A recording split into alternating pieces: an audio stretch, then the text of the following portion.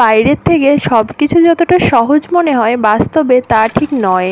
আসলে বাস্তবটা না অনেক কঠিন। 6টা দিন হয়ে গেল ভাইরাল ফিভারে আমি ভীষণই অসুস্থ।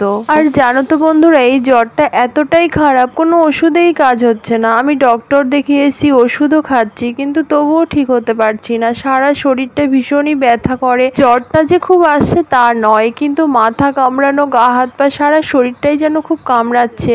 আর এদিকে ঘরের সমস্ত কাজকর্ম সেগুলো তো করতেই হবে, আর না করেও উপায় নেই, কারণ এই ছোট্ট বাচ্চাটাকে নিয়ে একাই ঘরে থাকতে হয়। ও সবসময় নিচ থেকে হামাগুড়ি দিয়ে বেড়ায়, মেঝেতে ঘুরে বেড়ায়।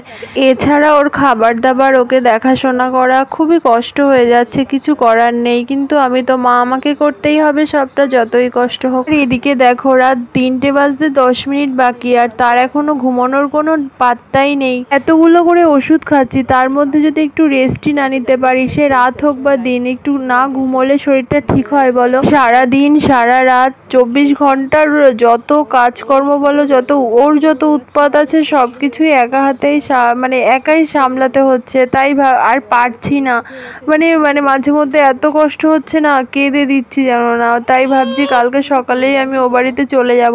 2 দিন আগেও যেতে চেয়েছিলাম, কিন্তু এদের বাড়ি থেকে আমাকে যেতে দেয়নি। বলল ওর ওখানে যেহেতু বৃষ্টি আছে, ওয়েদার খারাপ, ওর ঠান্ডা লেগে যাবে, সেই জন্য আর অতটা আগ বাড়িয়ে যায়নি। কিন্তু আগে তো আমি বাঁচবো, তাই তো বলো।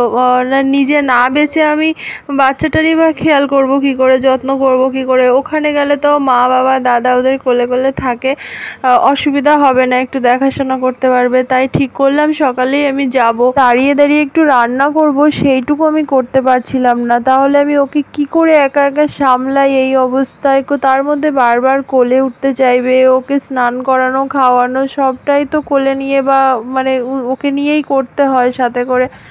যাই হোক, ভাবলাম যাবই যাব, ঠিক করেছি। এত কষ্ট হচ্ছে, ঘুমোতে দিচ্ছে না, চোখ বন্ধ করলে গিয়ে চোখ টেনে খুলে দিচ্ছে জানো না, আবার চিৎকার করছে। ও ভয় পায় হয়তো, আমি চোখ বন্ধ করলে হয়তো ওর ভয় লাগছে। আসলে দিনের বেলাটা একটু বেশি ঘুমিয়ে ফেলেছিল, ওই জন্য রাত্রে ওর ঘুম আসছিল না।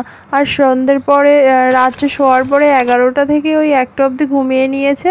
আর তখন আমার ঘুমটা আসেনি ঠিক, আর ও তখন ঘুমিয়ে নিয়েছে জন্য তার ঘুমটা ভেঙে গেছে, আর ঘুমোচ্ছিল না।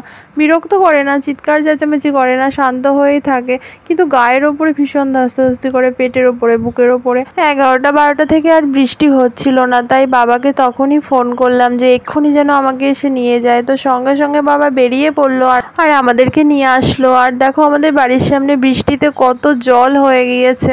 আর জানো তো, এখানে প্রচুর ছোট ছোট মাছও উঠছে, আর অনেকে জাল পেতে সেগুলো ধরছে। আজকের জন্য টাটা।